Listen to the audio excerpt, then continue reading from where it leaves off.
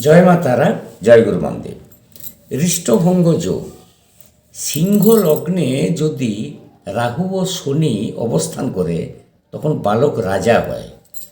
আর মেষ, বৃষ, কর্কট ইহার কোনো একটা রাশিতে রাহু থাকলে জাতককে সমস্ত রিষ্ট থেকে রক্ষা করে।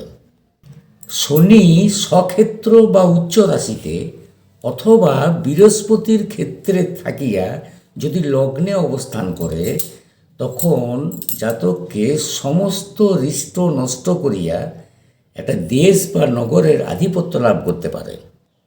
দিনের বেলায় জন্ম রবি যদি একাদশে অবস্থান করে আর রাত্রিতে জন্ম চন্দ্র যদি একাদশে অবস্থান করে তখন জাতকের কোটি দোষ নষ্ট করে দেয়।